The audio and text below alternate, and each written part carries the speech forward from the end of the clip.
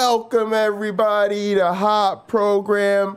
I am your host with the most from the East Coast. Did you send me an introduction too? I did. Did I forget? Did I? Y'all need to come join the Hot Program production team so you can make sure that these intros get read out properly. Cause this man Pocketlocker is just off his game. Here we go. A man who puts the edge in biblical education. You think you know me. A man who needs no introduction. How you doing today, my friend? Good to see you, Pocketlocker. How are you doing? Doing very good. Folks, the way to join is whereby.com/hotprogram. It's really that simple. That's all you got to do. That's the only place you got to go. That's the only thing you got to remember. All right, can you tell the good people what we're talking about today? Today, the topic is why God works. So specifically focusing on the Bible, but in a way, you could apply this to other faiths too. Of course, they will have their own scriptures to reinforce their beliefs. And if I knew those as well as I know the Bible, I could point out things in their scriptures probably that help them on a day-to-day basis reinforce their belief, regardless of what's going on in their life, how good or how bad, regardless of how beautiful or awful at the same time the world can be, how they justify that there is a God there making things happen in their favor, regardless of what the situation is. They're supposed to benefit from it somehow. Yeah, I mean, I really like that. Let's go ahead and get into it. So why don't you start with discussing sort of from your own experience, like how you think those conversations would go with the current believers in your life? Well, this is great. I don't think I considered this for one moment, but that's all right. I have an improv background, so here we go. Well, what typically would happen, I would suppose, is that I would just acknowledge the fact that whatever they prayed for, whatever they wanted to happen, took time. It didn't happen overnight. It wasn't an immediate thing necessarily. Now, some things do happen overnight, but how long has that been in the works? If I were a praying man or a religious man, I would say, hey, look, last year for my birthday, I bought my dream truck, a truck I dreamed about having since I was a little kid. I'm almost 50. So did God answer a prayer, or did I just work my butt off?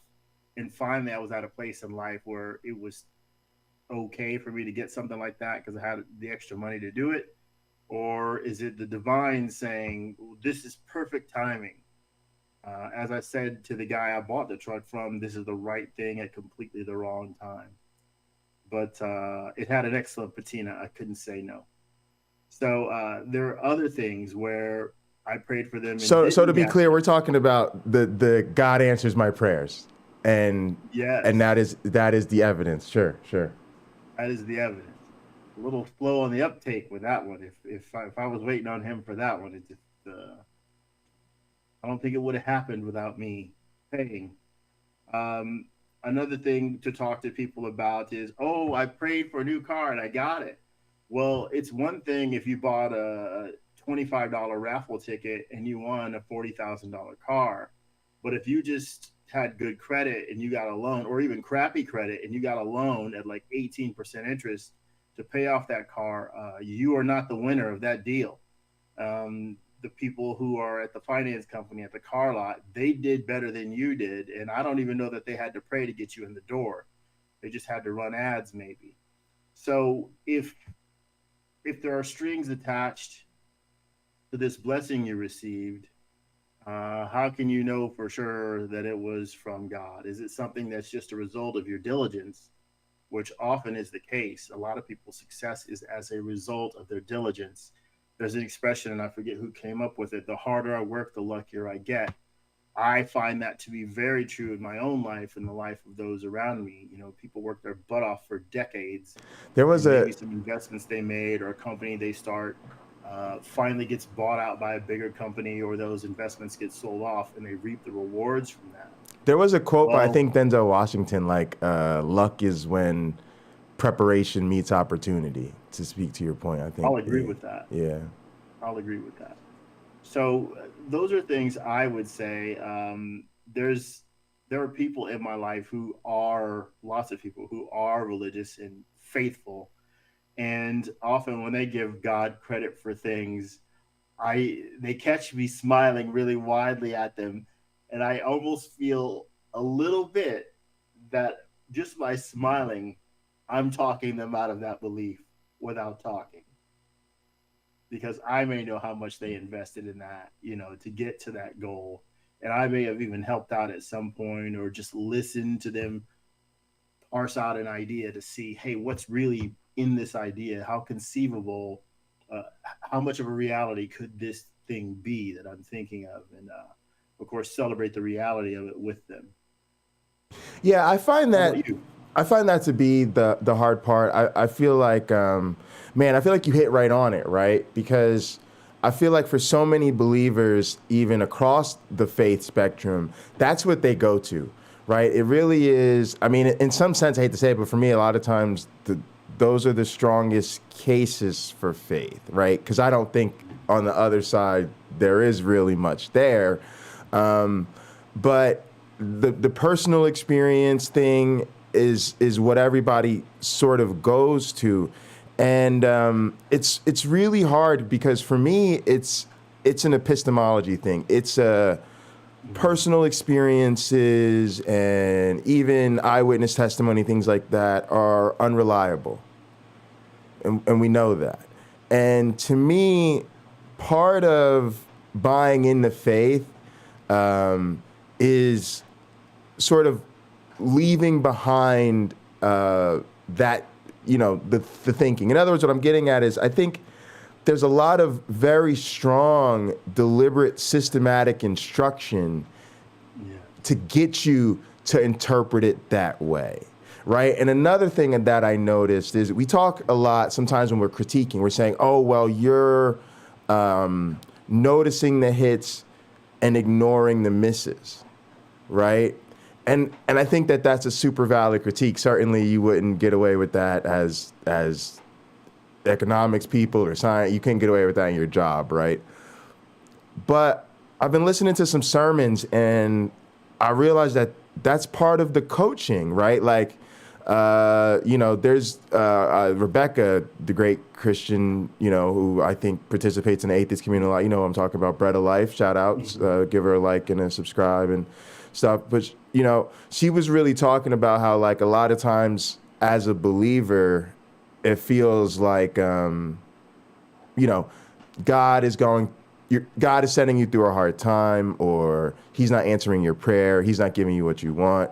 But she did something I really appreciate, which is that she turned right to scripture, right?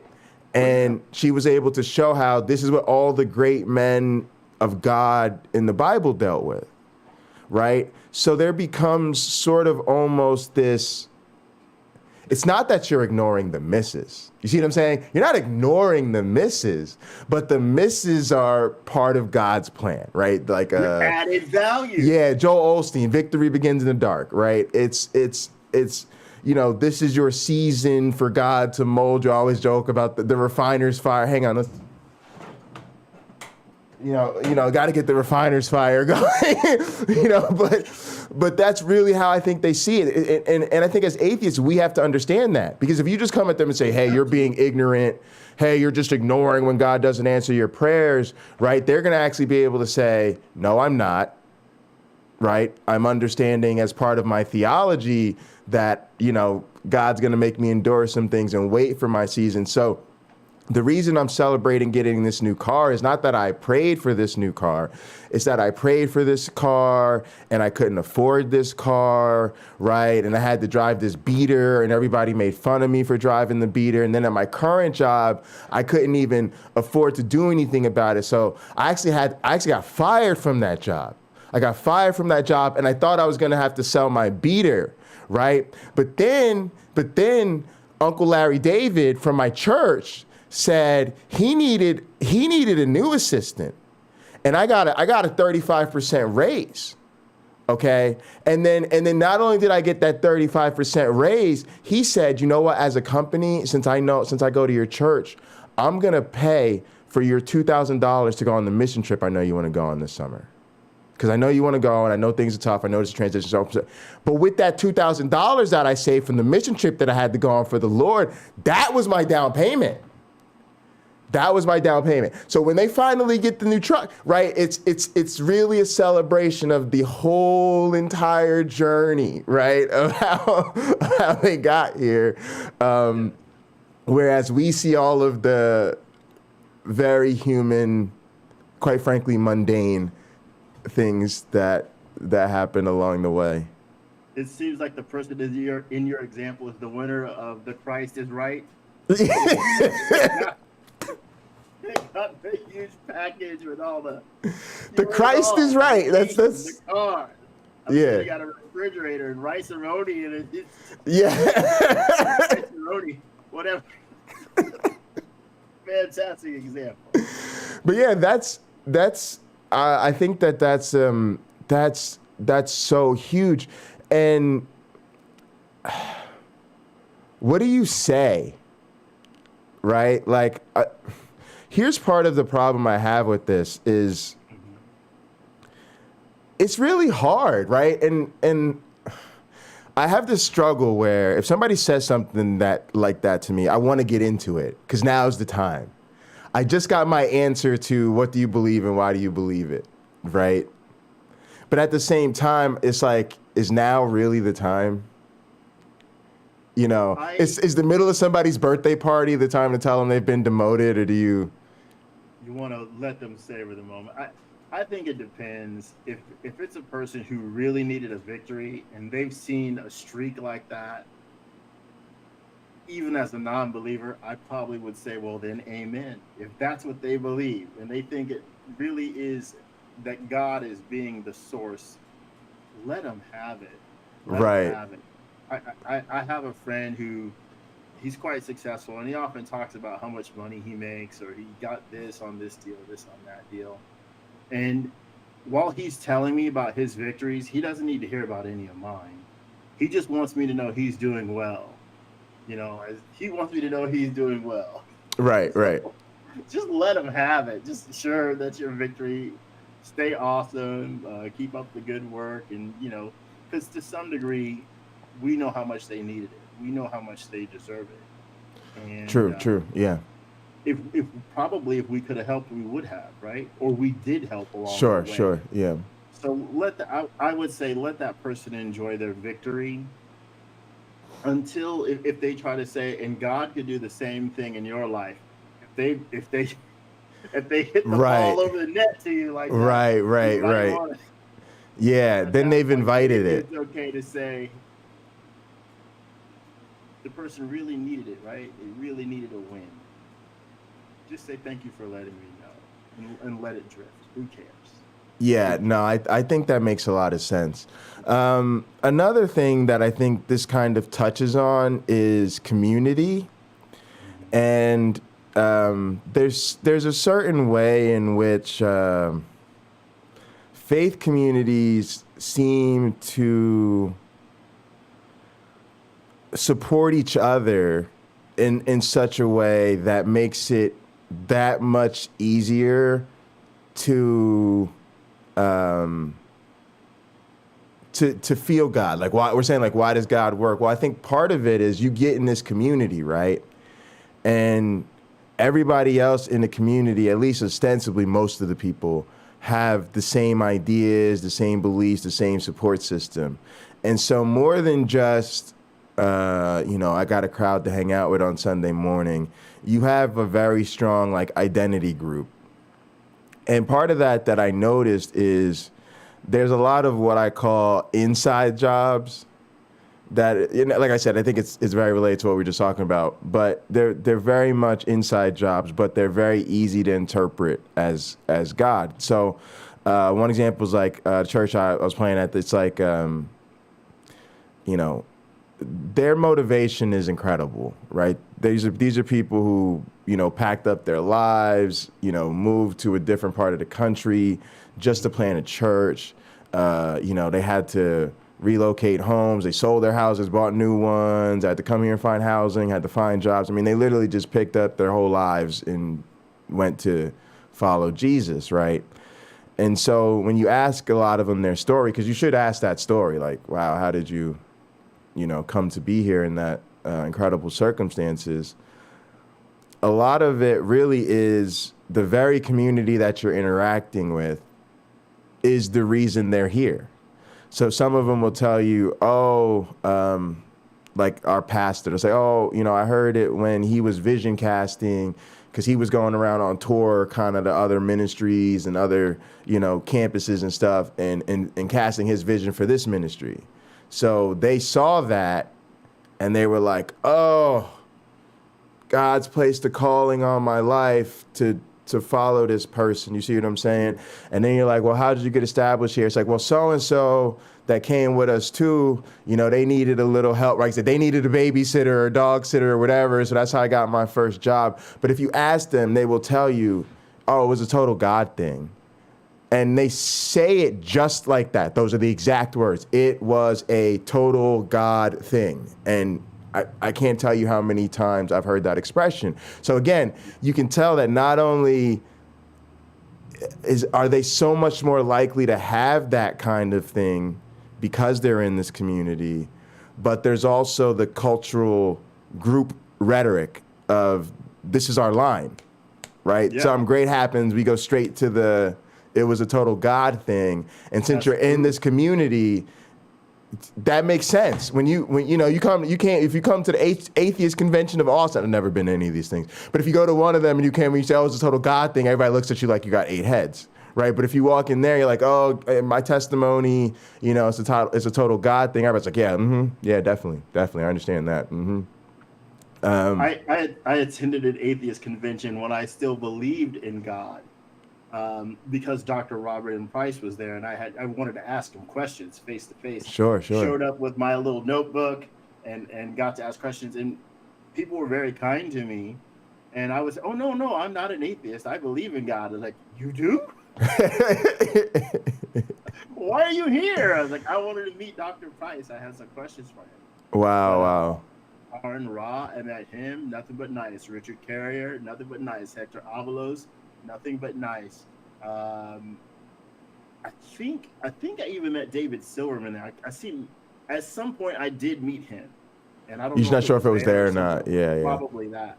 But every single person couldn't have been nicer to me than they were. Knowing, that I was a believer. I don't know how many people understood that I was at the time, but fully like 30 people that I met knew I was a believer when I was there, and I didn't feel poked fun of or marginalized or anything like that as a result. Yeah, and I almost go ahead. Well, you go ahead there. I want to circle back to. I was just gonna say. I wish we did atheism like that. And part of the reason, like we could have titled this "Why Atheism Doesn't Work" or something. but one of the things that I've really gained from even participating like on YouTube channels and stuff is getting that sense of community. And it's funny, like I really want to say to people, even more so going forward than I can now, like, no, there's all these people that are community in my life. And I have to admit, Not even that I want to say, but just like a Christian, I have to admit that I met these people through atheist community.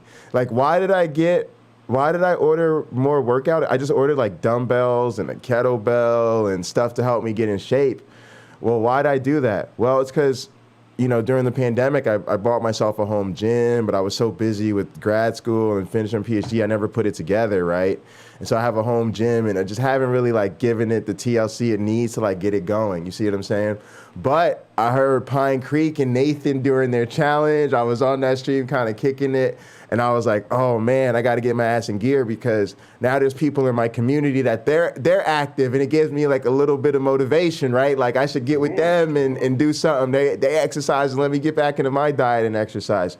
And then it's like, this happened with you because it was like, we were both on that channel, right? And you liked what I said. You came on right after me. I liked what you said. Then we reached out. So I could be like, oh man, I met my partner, my co-host or whatever, like in the Pine Creek community, right? But we need to have some more of those counter things where we're saying, I got this opportunity, or this blessing happened to me, right? Or, I got this car because my atheist friend hooked me up with a discount or whatever. Yeah. So we want to thank Mitch for coming through the chat. I think Mitch is probably our first live chatter. Whereby.com/hot program if you want to join us actually on the stream. But he said, just got here. My first take is that I just crashed an Atheist Anonymous meeting. You got it. Welcome. You got it. Hi, Mitch. Welcome. This is atheist YouTuber fan fiction. But we're going to be official. We're official. We're climbing up the hierarchy here. But no, I think this is like a really important conversation. Matter of fact, to be honest with you, to compliment the title, the subject that you picked today, this is almost one of the most important topics. Yes. Because I really do feel like the arguments thing is, it's just not really the way to go. What up, Callie? And the evidence thing, all of those things are important, but I think they do two things. One, I think the apologetic side of it is to encourage the people who already believe, right? And then for me, as somebody who was deconstructing, I felt like I went through deconstruction alone. And it was awful. Like, unfortunately, I didn't feel like I found this community until I had like fully deconverted, right? But I do feel like if you're deconverting or questioning or going through that process, then also that community is great for you. Because now you're going to feel like, oh, I'm not silly. Oh, let's get into the counter. Because you're hungry for arguments and counter arguments. You're looking for the evidence at that point, right? And your feelings may be all over the map. Yes. Well, and you're not the first one to feel that way. Right. But if you are a believer, congregant, whatever, and you're not really questioning, or you haven't deconverted, or also you're not looking for justification for your faith, you're just walking in your faith day in and day out, trying to live better for Allah, the Lord, or whoever you get down with. I think this is what the lived experience is about. It's about how I know God is working in my life. What are the because I always joke, what are the manifestations of your relationship with Jesus? Because we say things like, how could you have a relationship with Jesus and he doesn't want to be known? He doesn't want to, walk you down the aisle at your wedding or show up and tell jokes at your birthday party, right? But almost, I would imagine the most Christians, we sound stupid when we say that, because they're going to point to the new car they got, the promotion, the praying for a man of God. The universe. Yeah. Well, I find it all interesting. I'm happy that there is a conversation, and I hope the conversation keeps going as long as it is necessary. To me, it's one of those things where small conversations like this one, and hopefully we add more and more people to the conversation the longer the podcast is around, it gets people a chance to breathe, to say what they've been meaning to say. Maybe you couldn't say it to your family or to your friends or to Yes. whatever person or people were dear to you. And you just sort of had to keep it on your own shoulders for a while, which can be difficult. But to have a community, as believers do, where you can express yourself and maybe you need to laugh at yourself a little and let go. Because when I finally did, it was a lot of like, oh, that's how I convinced myself it was true. And didn't I have my doubts along the way? I had very strong doubts, but it was a lot of those wonderful relationships that I built with believers, those wonderful friendships that I built with believers that were very bonding. And it wasn't. I actually had this on a card, um, and it was something of the nature. Here it is. Do churchgoers want to be connected with the community more than they want to connect with God?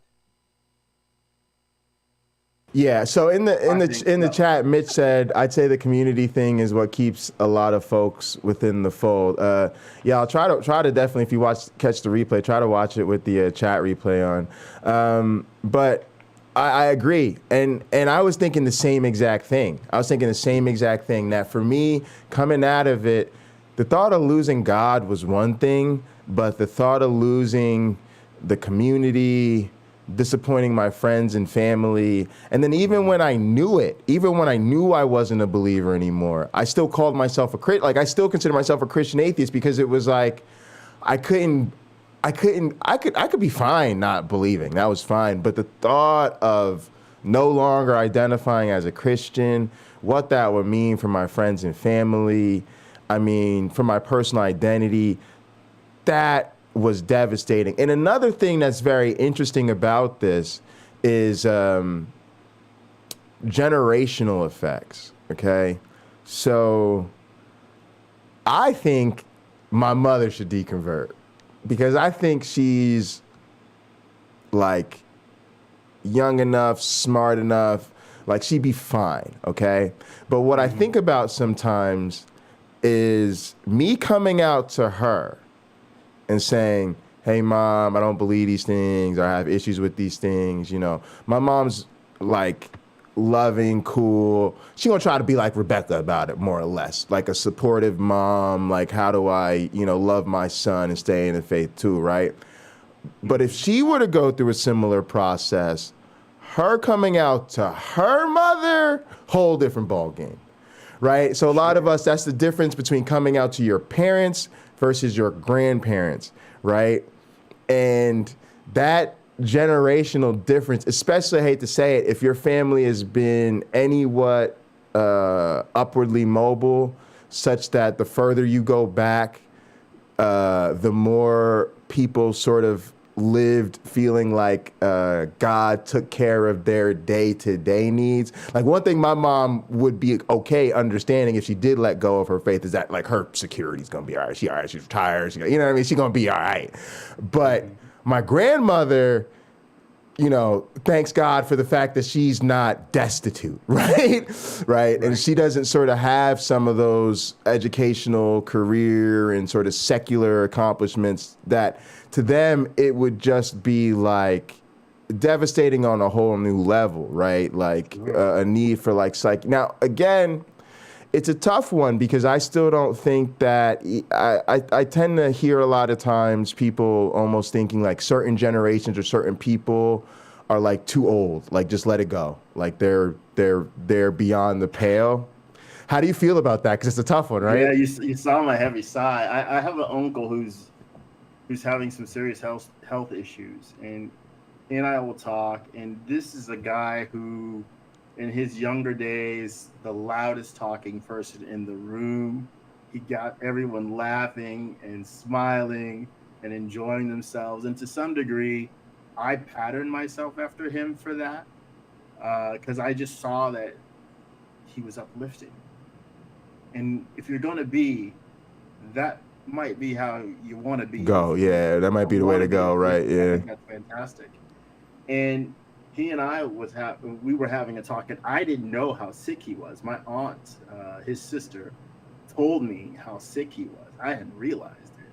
But he and I had a conversation about, look, I don't see that there's a God there. And he's like, what? You don't believe in God? And I went on to say, no. And he's, how does the universe exist? I said, I don't have a belief about how the universe came into being. And I said, I think the Bible is no more true than antelope and jaguar out there on the plain coming up with the idea for the entire universe, or how to create mankind, you know, or the circle of birds that got together and talked about what they should do to the world. You know, you name the ancient belief, or you make one up on your own. How is what's in the Bible more true because it mentions this or that historical person? Well, the rest could be entirely fantasy. Not necessarily the rest, but so much of it could be. Absolutely. It could be made up. Absolutely. And so when I review the materials of the Bible, I have my this is not my anthropology hat on. But I have my anthropology hat on, where I'm studying a group of people and their beliefs. Absolutely. And I know absolutely. there is more to know about what happened or didn't than is in that biblical text. 1,300 or so pages, most of which I could do without. There are some things in there that are worth holding on to, like, hey, this happens to be a good idea. But there are things like, this happens to be one of the worst awful ideas I've ever heard of. There are things I think people who do believe should question. Do you even have the same values of the God in the Bible? Absolutely. My conversation with my uncle centered around that. Like, I don't share these values of genocide. I don't want to wipe out most of the population of the world. I don't think that's okay. I don't think it's okay to make a person suffer forever for finite crime. I don't think it's okay to make a person suffer if they don't share your belief systems. Why can't you just let them believe something else? Absolutely. You know? But for him, he's clinging to life. Yeah. So that's what he's extracting from the text right now.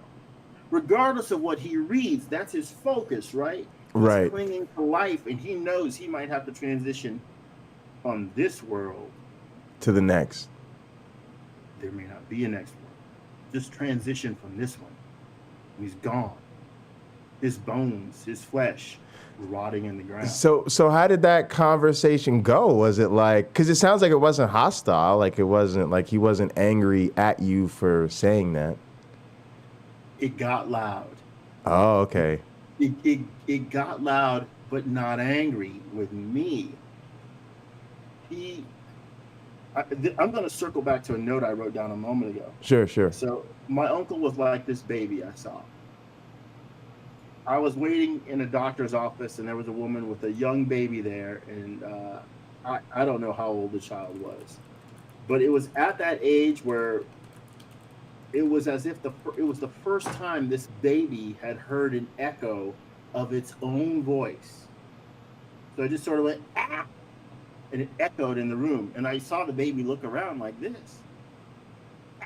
It did it again.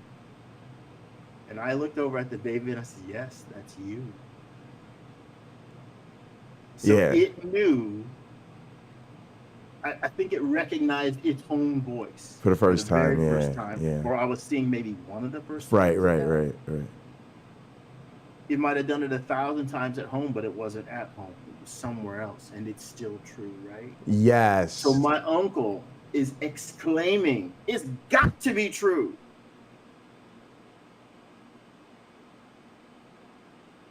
When you're knocking on death's door, and I have. For me, I was an atheist at the time, and I thought, if this is it, this is it. Whatever, it's not painful. It was actually quite an exhilarating experience in one way. But for him, it's slow. It's day by day, seeing more and more people having to do things for you, and you're capable of fewer and fewer things. They're giving you another bottle of pills you need to take care of yourself. Another bottle of pills to keep going. You can't take yourself to your own appointments anymore. someone else has to do that. Someone else has to clean your house. Someone else has to clean your bed, and so on, and so on, and so on. Heaven simply must be better. Yeah. If you in the midst of suffering, what's next should be glorious, right? Yeah. Yeah. He's earned it. He's believed his whole life, 60 plus years. It should be glorious. Absolutely. And his mind has been prepared for it since he was a young child. And here is his nephew saying, well, that just isn't true. Yeah, I just don't believe it's true. It's tough. And honestly, when I say I don't know, I mean I don't know. Because for me, it's a couple thoughts. Number one, I tend to think, one, if a person needs something and they're in a desperate time in their life, especially if I can make the argument that they're not harming anybody else, like, it's hard. Like I don't know if people know, but I heard last night that William Lane Craig is in the hospital with coronavirus. Okay? Like, I prayed for him. I didn't know what else to do. I'm an atheist. I don't believe prayer works. But my point is, I don't think it hurts to pray for him. And God damn, if there is a God that really does care, especially cares about his own people and his own apologists, then please go ahead and heal William Lane Craig. Like I said, I'd rather convert him than bury him. But it's like, I don't think it's harmful. I just can't see what harm praying for somebody does. You could argue it's a waste of my time, or what harm can it do? Sure, it can make that person not try. Now, see, it can make that person let go, let God, as the expression is, when they should be working harder than ever to pull themselves out of a particular situation. That's where I was gonna go when I say I don't know, right? Because on one side, what I'm saying, I pray because I don't think it's harmful. And if someone is in this, they have terminal illness and they're, like you said, they're knocking on death's door. Is there prayers for an afterlife? Is there belief at that point doing any harm? I don't know. But the flip side is exactly what you just said. This is the time where you need to double down on your medical treatment. This is the time you need to, maybe be making realistic preparations, right? You hear some people, no, God's gonna pull through, I'm gonna beat this thing. And then they don't ever do, say, the end of life planning that needs to be done. So they pass, and now the family's left in chaos because they refused to do the will, and because they were there, they knew God was gonna bring them through. The other thing is just the whole Jesus take the wheel mentality, right? Which is, I'm just not even maybe I'm not as pursuing with the doctors. I'm not as worried about the things they say. And then also the vulnerability. Like, if you really look into it, the end of someone's life is, unfortunately, when they spend most of their money. It is when, it's when the difference between you leaving your family like with a lot and you leaving with them with almost nothing is usually because at the end of life you get very, very sick, and it's when you get 6 and sometimes 7-figure especially in America, accumulation of medical bills, right? And it's crippling, right? So that's tough on its own.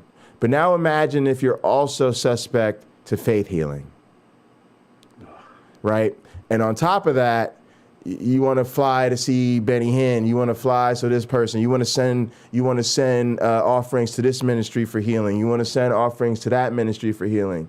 So at some point, on one hand, I want to go, yeah, you just a 80, 90-year-old believer, and we should just let you ride off into the sunset with Jesus and not be cruel to you. On the flip side, this is exactly the time of life when you are the most vulnerable, the most likely to be taken advantage of, the most likely to go destitute and make horrible decisions that not only, impact your life negatively, which arguably isn't going to last that much longer, but also negatively can impact your family for generations and generations to come because of the decisions you make in faith during that destitute period of your life, right? Which is why I don't know. My grandparents are ministers. My grandfather's a bishop, but do I still think it'd be better if he somehow, by a miracle of God, deconverted? On some level, I do. On some level, I do. If I could have that conversation and I knew the way, I'd probably try. You know what I mean? So it's a genuine area of we got a comment here. Some people don't like to jump on the stream, but this is a live show, so we want to make sure we get our viewers on here. Mitch, thank you so much. Says the Templeton Foundation study on prayer was really trying to find something, anything that would give it some semblance of efficacy, might ultimately give the person performing the prayer more benefit. Yeah. Matter of fact, there's been a number of prayer studies. I'm not sure if the Templeton Foundation one is the one, same one I'm referring to. There's been a few of these. Most of them have either found no effect or actually a negative effect. And sometimes they think the negative effect might be expectations. I have all these people gathered around me praying for me, and so now not only do I feel the need to pull through for me, but there's now added pressure to sort of pull them for me or to prove that they're right, and then that has potentially negative outcomes. But this is another, Mitch, thank you so much, because we're talking about why God works, and prayer is a huge part of it. We sort of started by touching on answered prayer, but now I want to move to a slightly different way of thinking about what we were talking about earlier about prayer working, which is the assumption that prayer works. Right? Like for you to even have that experience, like before we even get to, Jesus found my car keys or Jesus, helped me get that new truck, right? First, you have to assume that prayer actually works. And this is one of the things I struggle with Christianity because we've studied it. Like there's so many things where like if you go back to like the biblical times or whatever, I can't tell you how many people, whether they were Christians, blah blah blah or whatever, believed that prayer works, and some other people believed that prayer didn't work. I'm sure back then, right? But who was to really say, right? Now it's been studied over and over and over again, and it just becomes, and I guess the question I have is it useful to even talk to believers about these things? Like, is it useful to have a conversation to say, I genuinely don't even think prayer works. And I think if you looked into it, you find good evidence. Because I personally don't think it matters. Because me personally, if I'm a believer, what I'm going to say to you is, well, those scientists were trying to test God. And if you test God, of course he's not going to show up because the very idea of testing him is a sin. So I'm like, is it helpful to share this stuff with them, or is it just feed into their, of course the world denies God and this is just a study of the world type rhetoric? I read a book called No More Mr. Nice Guy. And in the book, a doctor tells a story about a patient he had in a nursing home. This woman thought she was a queen. Sorry. This woman thought she was a queen. And why wouldn't she, right? She gets to get out of bed when she feels like it. Someone brings her food. Someone cleans her room. Someone takes care, she's bathed. Someone brings her pills, that sort of thing. Every one of her needs that she cannot meet herself is taken care of by someone else. Oh, and she's in an institution? She's in an institution? No, in a nursing home. In a nursing home, yeah. Okay. Like dementia or something. I forget what her precise situation was mentally. However, she thought she was a queen. Maybe it was a princess. And the doctor said, I wouldn't dream of telling her otherwise. Wow. Why? What's the harm? If this woman thinks she's a princess or a queen and all these people who are being paid to take care of her and probably rather enjoy it because they're like, this woman is delusional in a way that's actually kind of fun. Yeah, it's kind of fun for them. Yeah, she's probably sweet. So yeah. Maybe when they show up for work, they can't wait to go see the queen. Right. Yeah. How is she doing? I got to get myself down there and talk to her. Yeah. I can't wait to see how she's doing. I noticed this, and she could talk about, and how wonderful it is in her queendom or what have you. It's probably wonderful. If that is her delusion, no one is harmed by it. What's the harm? We do live in a world where people won't get their children medical care because they think that God is going to heal that child. They don't realize that that is child neglect or maybe even child abuse. You could Agreed. say. Yeah, and there's been They some don't- cases they of don't that. see it that way. I think there's a flaw. I think there's a flaw in the reason of those folks.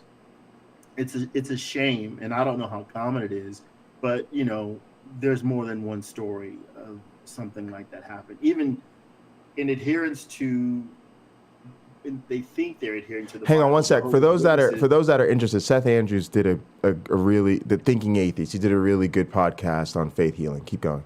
I just wanted to mention that. There are those who are Jehovah's Witnesses that won't get a blood transfusion because why? The Bible says you shouldn't eat blood of the sacrifice or blood of, I think maybe any animal, but certainly not a sacrifice. Jesus is excluded from this for millions because you're supposed to drink Right, you're supposed to get the blood of Jesus for which sure. is shed for your sin, the remission of your sins. So we have harm there, but we don't have harm everywhere. Right. I'm sorry to hear that Dr. Craig isn't.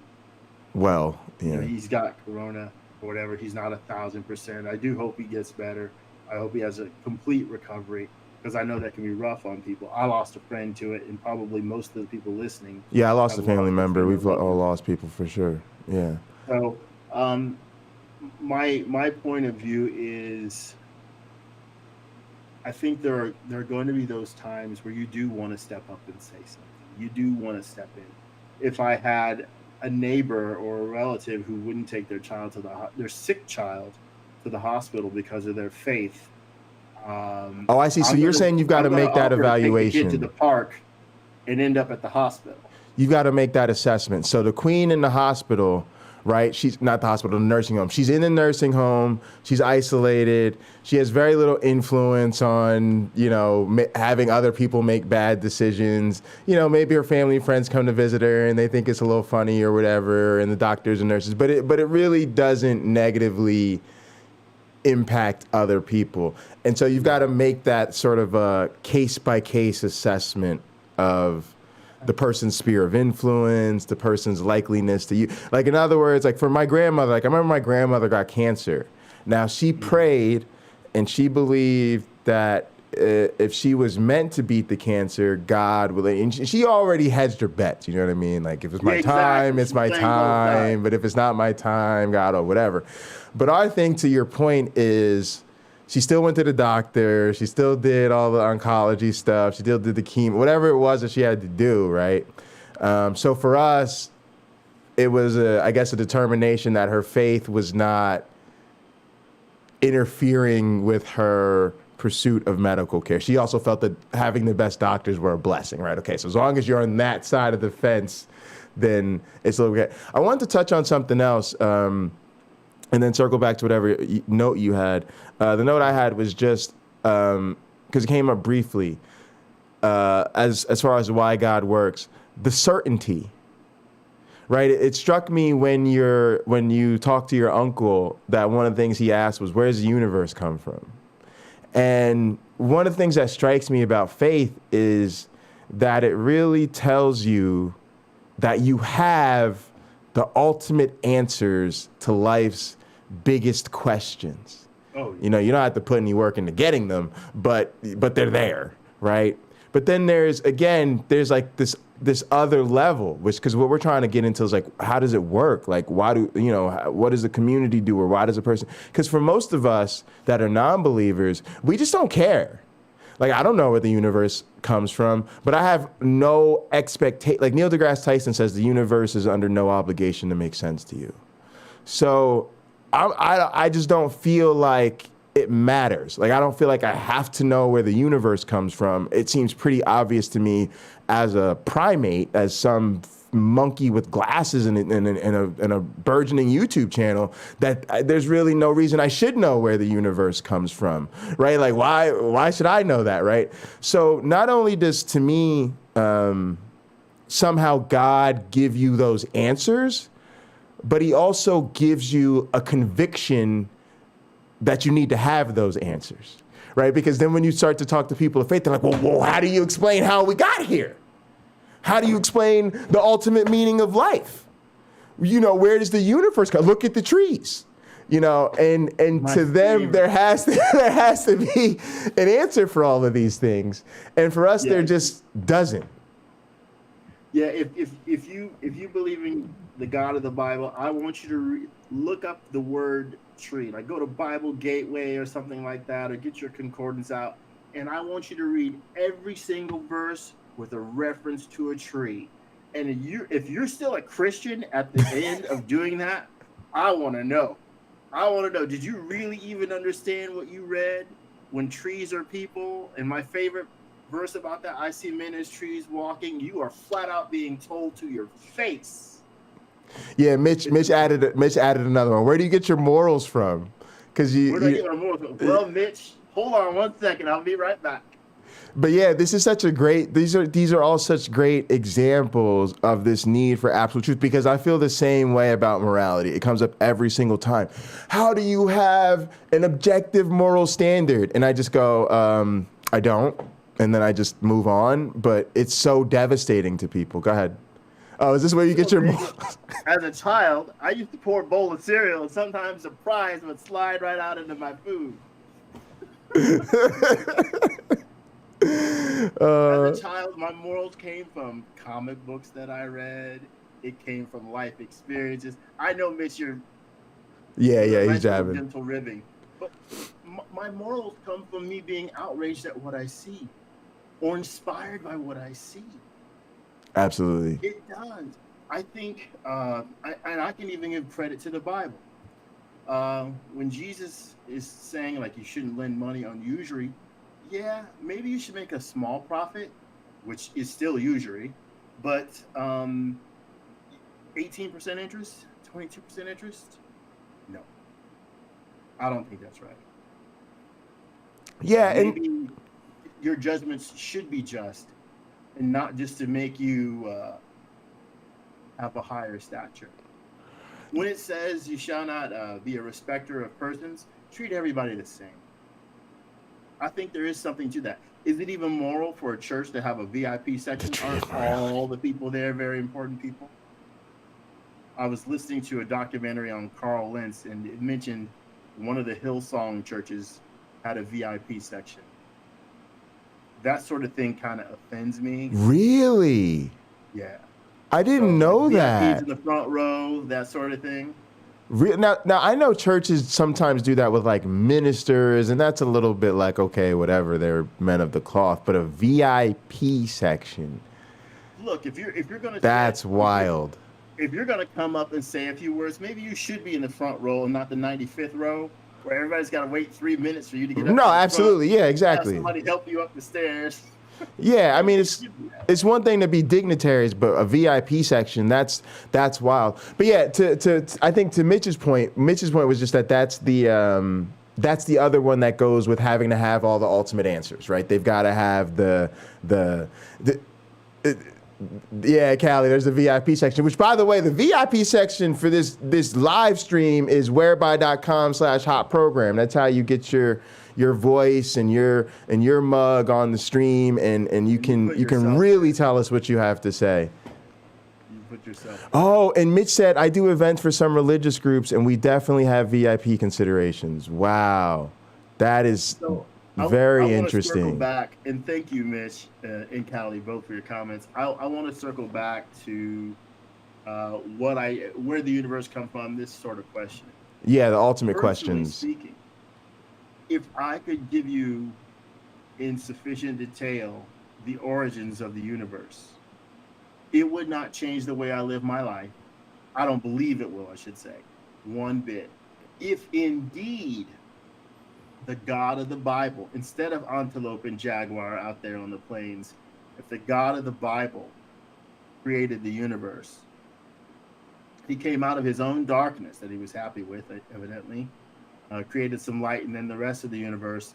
If that was the case, what would change about me is I would become someone who prayed, because I think that ultimately, as I read the stories in the Bible, that God is wicked.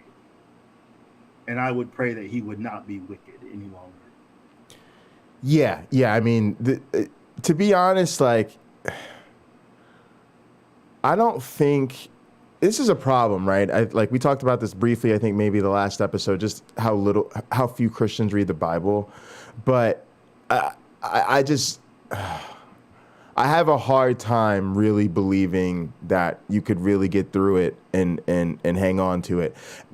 But what I'm noticing more and more is it just doesn't matter for people. And I guess I'll give an example of that. And this is sort of what I'm struggling even in my conversations with a lot of believers. They're very comfortable to just say that part of the Bible isn't relevant. So somehow God is perfect. I'll give you an example. God is perfect, all knowing, all, the omni attributes, right? So if you start talking about slavery, genocide, blah, blah, blah, you get a lot of different apologetics. But one that you might get is, well, that was the old covenant. That was the old covenant. Jesus came and he established the new covenant. And the new covenant is about love. Okay. And you're like, so first of all, God had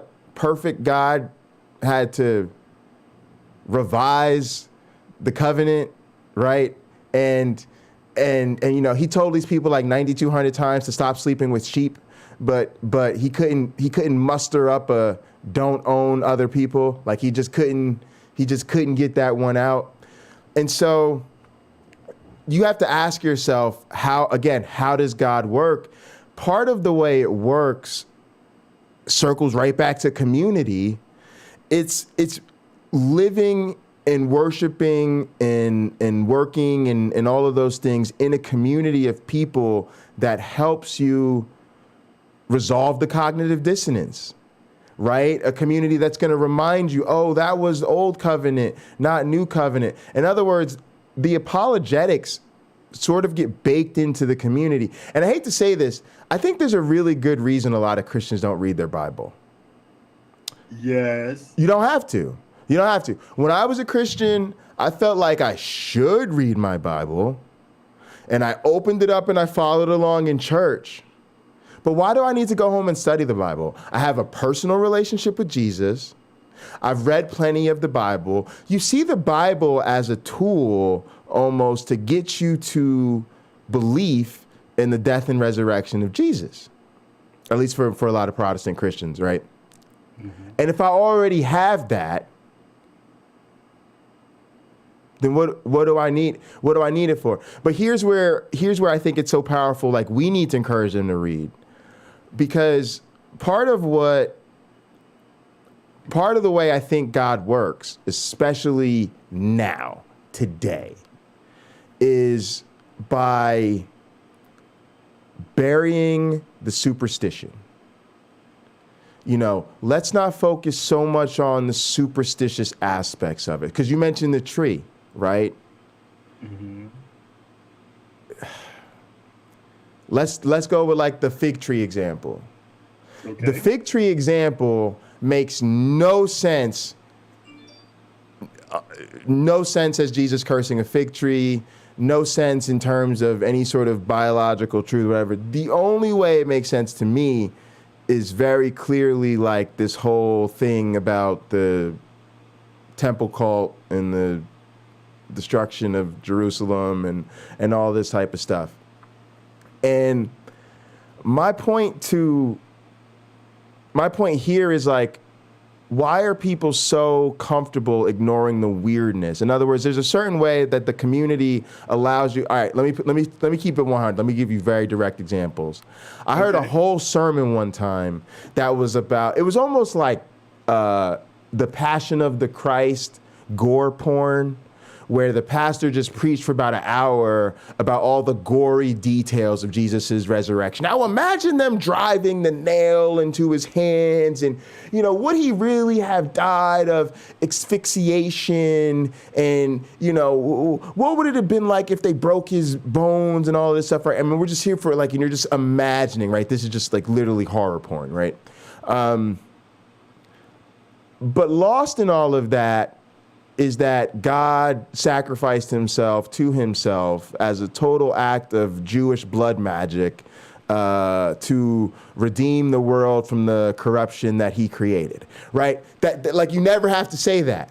So somehow God can work, right, by us glorifying the sacrifice and, you know, worshiping the Lamb of God and all of this stuff.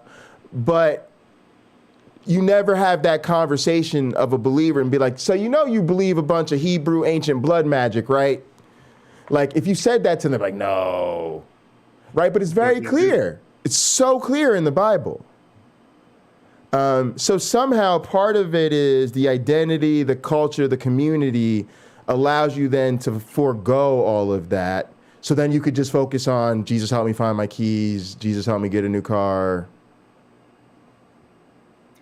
In my notes, which we may never get to. No, let's get to it now. Let's get to it now. Okay.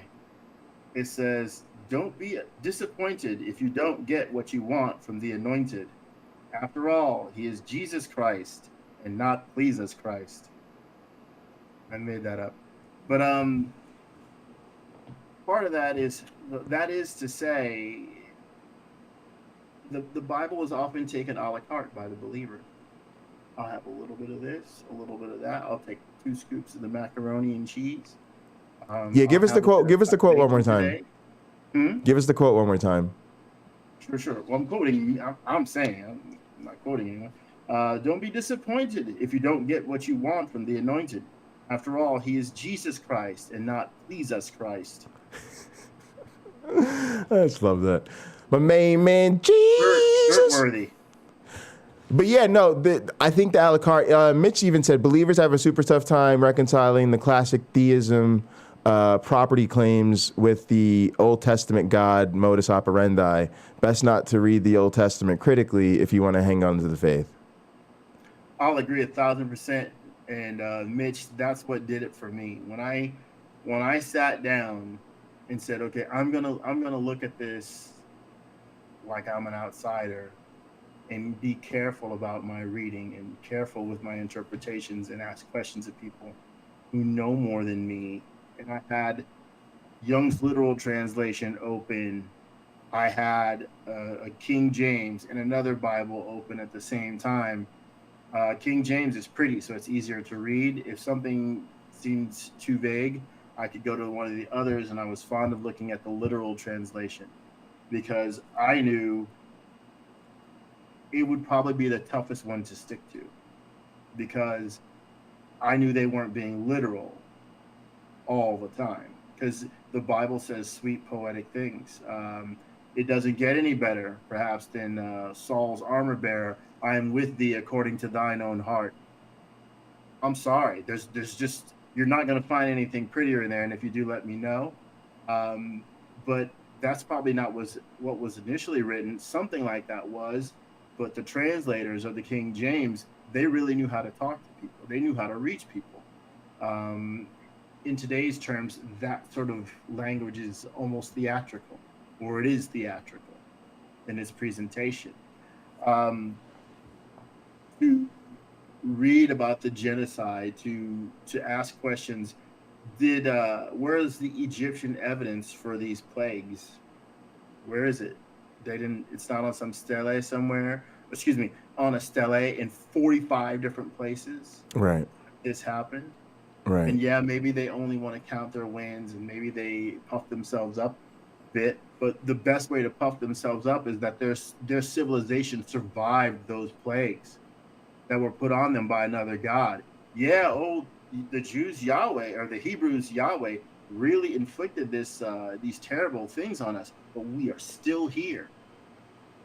So how strong can he be? Our gods were stronger. That's what they would say.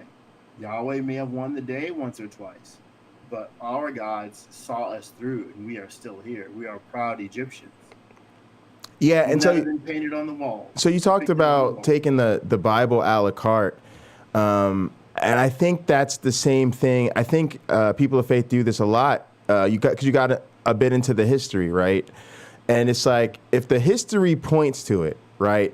If we found Noah's Ark somewhere, right, like that would be it, right? Anytime they think they found something, it's it's unbelievable to them. But when we don't find anything, or we find the counter evidence, it's nothing. And that's sometimes what kills me. So one of the things that disturbs me the most about a lot of these things is the effect that they have on a person's education, right? So that's what I was really getting at with the ultimate answers thing. It gives people these ultimate answers, but there's no work involved. You know what I'm saying? Like, I had this conversation one time with my mother, and it was actually a really nice conversation. We were watching a black woman who worked for like NASA talk about, what it was like to be in the space program and, look out into the look at the stars, and I remember my mother sort of saying, I sort of envy, she was saying that she envies people like me because I get to, be a scholar and pursue the things I'm passionate about intellectually. And I remember feeling like I'm really happy her career went the way it did, corporate America, and make that money, or else I wouldn't have been able to pursue the things I pursued. But I remember feeling like that was very unlikely given her religious upbringing. It was just incredibly unlikely that she would end up in the sciences, because that's sort of come up with a mechanistic understanding of things, or understanding like my grandparents. Listen, they're so superstitious. If she'd have came home talking about the stars and wanting a telescope, I just can't imagine that being encouraged. And also, to some level, I can't imagine the motivation being there, because you think you know the answer. With all her technology of NASA, has she seen heaven? Yeah, exactly. But you see what I'm saying? So on one sense, religion gives you the ultimate answer. But since it gave you the answer, you no longer have a motivation to look for it. I remember, and this isn't one instance, but I had some real trouble learning algebra. And sometimes I would get the right answer. But when the teacher would look at my work, she would say, I see how you got the right answer, but this isn't the way you do it.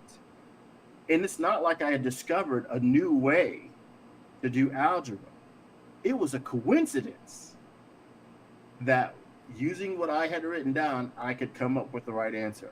I couldn't apply those same methods to the next problem and get it correct. I had it wrong. So I had to have tutors to show me, hey, here's how you do this, here's how you do this.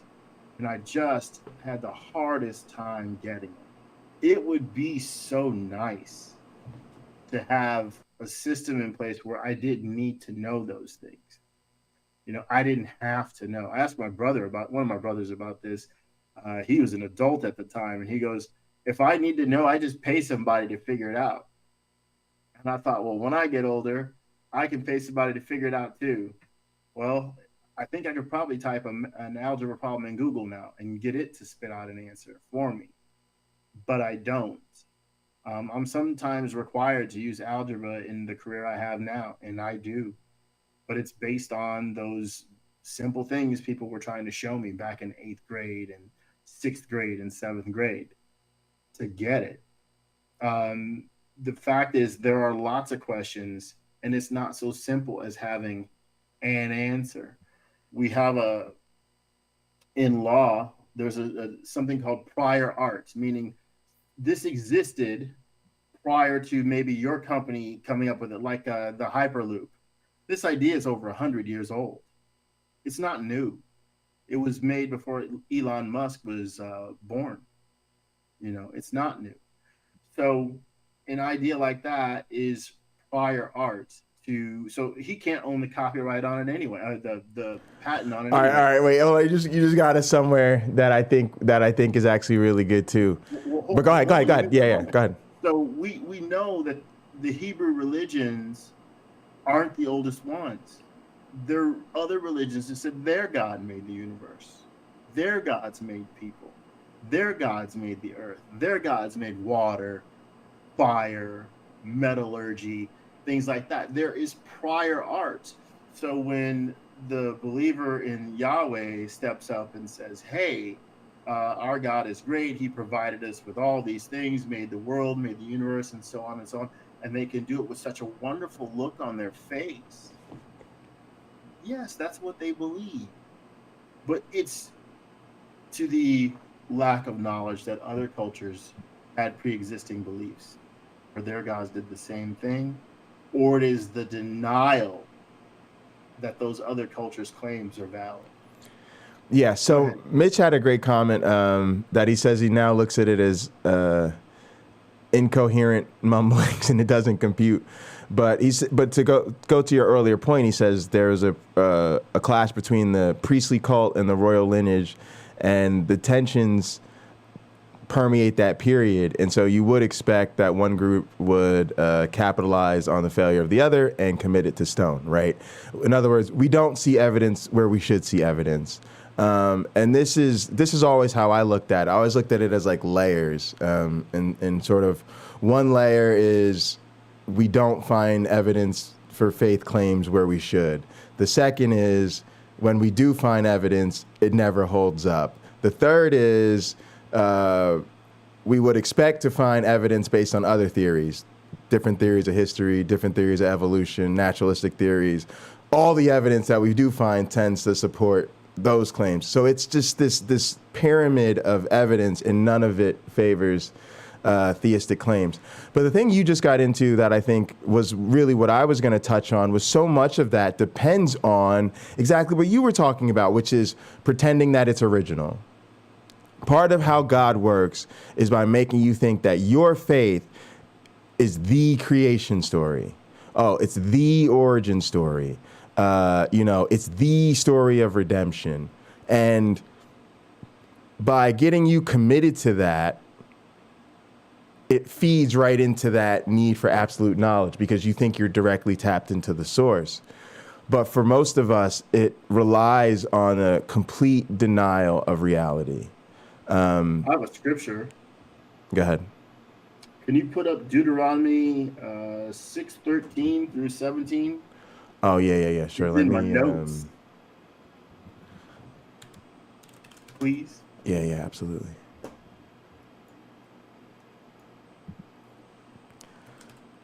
All right, what is it? Deuteronomy? Yeah, chapter 6, verses 13 through 17.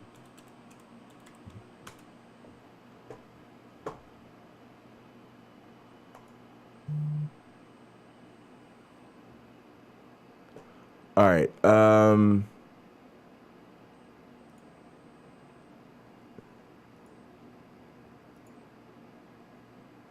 right, can you see my screen? I see your screen. All right. Fear the Lord your God, serve him only, and take your oaths in his name. Do not follow other gods, the gods of the peoples around you. For the Lord your God, who is among you, is a jealous God, and his anger will burn against you, and he will destroy you from the face of the land. Do not put the Lord your God to the test as you did at Massa. Be sure to keep the commands of the Lord your God and the stipulations and decrees he has given you. Now, hang on. I'm going to do something. I actually need to use the restroom. So I'm going to mute my mic and turn off my camera. I'm going to keep the audio on so I can hear you. And then you're going to host for a few minutes. You good with that? You won't be using the restroom in the room where you are. No. Okay. All right. You good though? All right. I got this. All right. Okay. I don't know how to put things on the screen, so I won't be doing that. So everyone, thanks for, again, watching and listening. My notes say my thoughts on this are: consider the cultural milieu when this was written and its audience. The ancient Hebrews were united under this message. Their God was better than the gods of the surrounding people. He considered them his inheritance, his property, and his responsibility. So when they are told to fear him only, fear can also mean respect. So they're to respect him only and not these other gods. Although there is a commandment that says, thou shalt not revile the gods. Just keep that in mind. So in verse 15, the Lord your God, who is in the midst of you, is a jealous God. So follow him. You will remember, if you've read the Bible or at least sat in church as much as I did, that the God was considered to be walking amongst the people in the camp when the Hebrews would camp in that 40-year period when they were allegedly wandering in the desert. And that's why one of the reasons you weren't supposed to poop within the camp. I have a feeling somebody just thought it wasn't very sanitary or it was unsightly to see somebody digging a hole and pooping. But you're supposed to go outside the camp and do your business as far as that goes. But it's worse. He will wipe you in verse 15. His anger will be kindled against you, and he will wipe you off the face of the earth. Vengeance. So, built into why God works is the fear of testing him. That's one of the party pieces that he has. Well, if you never try sort of to understand what God's skills are or limitations are, then you're happy to credit him with many good things. I want to move on to something else that is in, and I didn't write this down. It's in Ecclesiastes. Sadly, I guess I cut myself off in my notes, but I think it's 11:3. I'm not sure. But you may recognize this. There is a time for everything and a season for every activity under the heavens, a time to be born and a time to die, a time to plant and a time to uproot, a time to kill and a time to heal, a time to tear down and a time to build, a time to weep and a time to laugh, a time to mourn and a time to dance, a time to scatter stones and a time to gather, a time to embrace and a time to refrain from embracing, a time to search and a time to give up, a time to keep and a time to throw away, a time to tear and a time to mend, a time to be silent and a time to speak, a time to love and a time to hate, and time for war and a time for peace. So, verses like this are written to prepare the mind of the believer for whatever may come in life, meaning there are events and the juxtaposition of that event. Meaning, let's say you pray for a car and you don't get one, but your friend gets one, and you carpool in your friend's new car. It was the time for your friend to get a car and not for you to get a car. But maybe through diligence and continuing to work, you eventually be the one getting the car. Imagine waiting for a specific prayer to be answered in a manner that is timely for you. Well, if your mind has already been prepped not to be disappointed if you don't get what you want, eventually God will get it to you.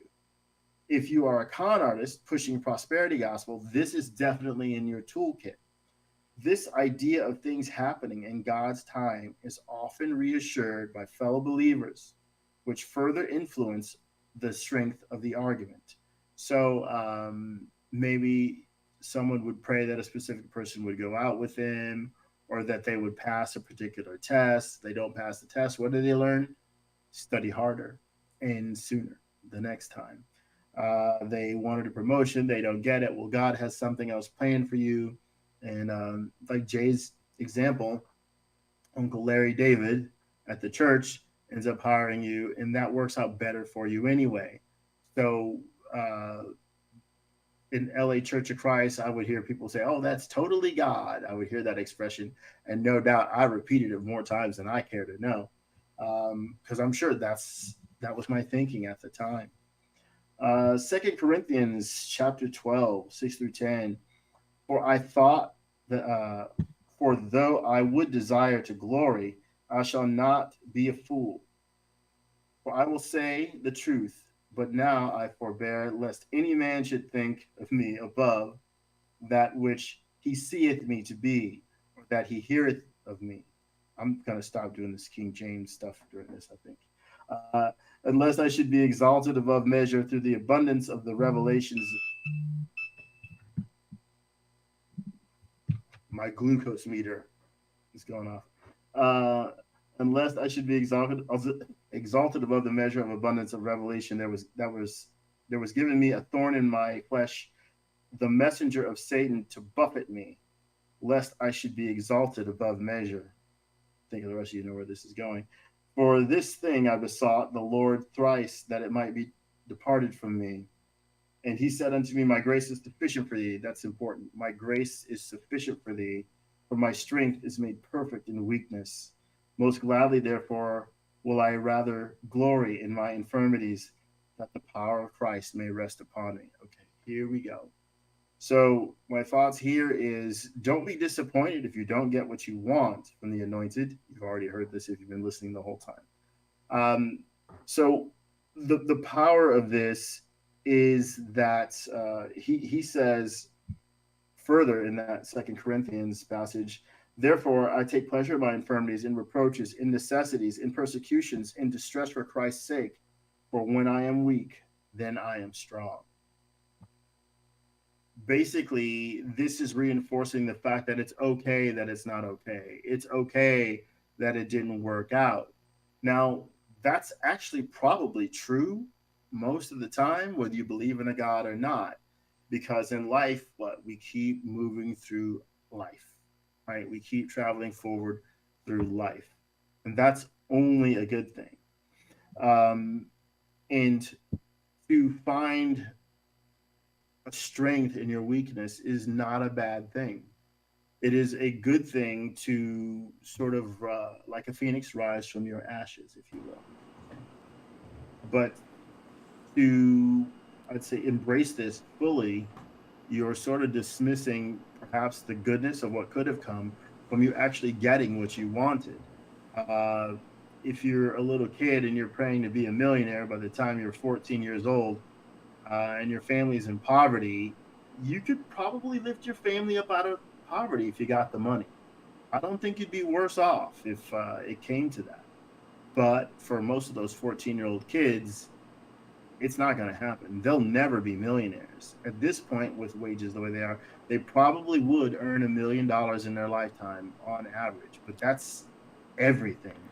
Now, included. Do you think that that is too part of it? Because it's like, man, like I know that a lot of, at least American faith, that whole anything is possible with God, and, you know, I believe all things through Christ who strengthens me type of thing. I sometimes think that, like, go hop over to the developing world with that. You know what I mean? Like, because I think it's a totally different thing there. And sometimes too, like, so I don't know if the audience is familiar with Christopher Hitchens, but one of the things I really admire him for is sort of taking down people like Gandhi and Mother Teresa, and really bringing out that these people were not friends of the poor, they were friends of poverty. Like that they really, that was their whole brand, that was their whole mission. And sometimes I really feel like, man, and I'm gonna put it charitably. The sort of comfort and privilege and autonomy that I think most Westerners have, it's very easy to mistake that itself for the blessings of God. Is it not, right? Like the fact that you just know you're blessed. I remember, like, when I took a break, I had to go outside the village. I had to, go out to the hole outside the circle, but it's like, man, this idea, to me, it always comes back to infallibility, right? Right. Christopher Hitchens says the sign of a good idea is that it can be disproven, not that it can't. But what I'm taking away from this is the infallibility is so deeply baked into the scripture that it's just in there. And I'm wondering if we need to start to deal with the commitment first. Like, in other words, if somebody's going to be able to go to the Bible, they're always going to be able to find a scripture to support what they want. If somebody's going to be able to go on their personal experience, right, these things become really tough. I think sometimes you have to ask yourself the initial questions, which is like, is it possible that you're wrong? Because I think a lot of people, that's the first step. You know, I hate to say this. I think Why God Works is a good title. It's a much better title than Does. To say it? Well, I hate to say it because I almost want to say, like, you know, the question should be like, does God work? And the answer should be no. But in truth, why God works is almost a better question. And what I hate to admit is that he does. Like I'm not one of those like magical wishful thinking realists, but I am one of those people who will admit that this thing is so profoundly central to people that it's real to them. It's almost like I'm a big pro wrestling fan, and there's always a joke with pro wrestling fans. It's still real to me, damn it. You know what I mean? Okay, I'm not one of those pro wrestling fans, but that's how I feel like a lot of believers are. Like, it's still real to me, okay? And I think dealing first with even the possibility that they might be wrong might be a better first step than trying to jump into it, right? Because I just don't know where you go. Like I've even, you know, it's the whole I know that I know that I know that I know that I know. And if a person is that way, what can evidence do? I wanted to touch on something else about why God works, and this is something that if audience members have particular believers in their life, especially when I would say that their belief is strongly tied to their ethnicity, I think you got a whole new ball of wax. Oh, hang on. Mitch just had a really good comment, though. He said, are we talking about some blind certainty, and perhaps making that a focal point is somewhat of a Socratic approach? Yes, Mitch, those are the words I could not find. But yes, that's what I'm arguing, is that instead of jumping straight into the Socratic method, you know, let's deal with this issue of blind certainty first. And I'm not sure the best way how, but that's some of what I'm taking away from this, is that there is something to that. All right, now to this other thing I was going to say about ethnicity and culture. I'm going to use the example of black Christians because that's what I know the best, but insert, you know, any other group here, even I think especially the story of Hebrew people. This would be a huge thing. All right, so black people, as I understand it, and it's just from, you know, family, friends, black churches. I don't claim to speak for all black people. Although I told people on my Late-Night Counter-Apologetics, there is that black phone. You know, I admitted it. I hope you're not mad at me with MyOneBlack Friend. I told them that we all have the secret black phone, that when it rings, you have to answer it. And that's how we coordinate amongst black people. That's how we stay. And I know people are going to be mad at me for saying that, but they don't have the number. That's why I said they don't have a number. If you don't have a number, it doesn't matter that, you know, black people have our conspiracy phone. You don't have a number, so it's not going to matter. All right, but anyway, setting that aside, we really do tie Christianity to our liberation story. I wrote an essay on this, how you could take a song that you could sing out in the field as slaves. This is my slavery motions, slavery, okay? So you're out here doing slavery, all right? And you're singing a song. Slavery. Yeah, you like woke up with my mind stayed on Jesus, you know? So you would take a song that's about Jesus, right?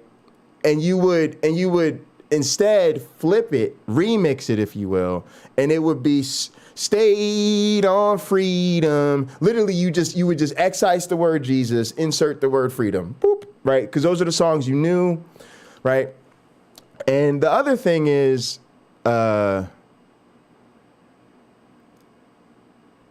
certain cultures don't have a lot of access to participate in society. So imagine recently freed black people, right? Like, you can't really do a whole lot in terms of, you know, getting an education, starting businesses, becoming a doctor, becoming a lawyer. Those options are mostly like cut off. So one of the few communities and areas of life that you can gain sort of status and prestige and honor in is the church. Church is the one place where, you know, if you live in a Mexican community and they really oppress Portuguese people and it's really hard to get things going as a Portuguese person, hey, in the church, you know, you can be celebrated and you can be elevated.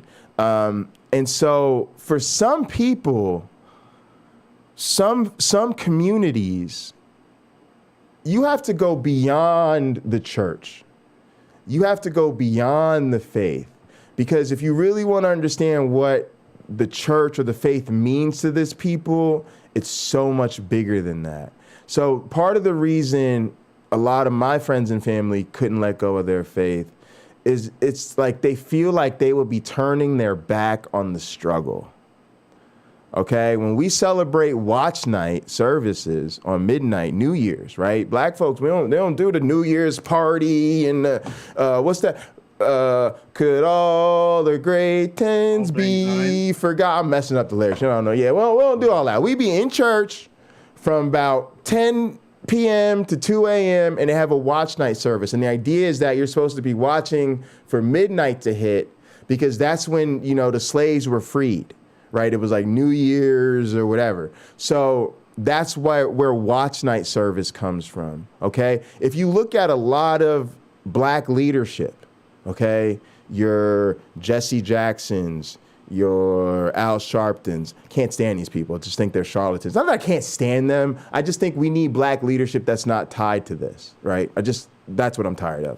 Your Malcolm X's, your Martin Luther Kings, they're all ministers. They were all ministers, okay?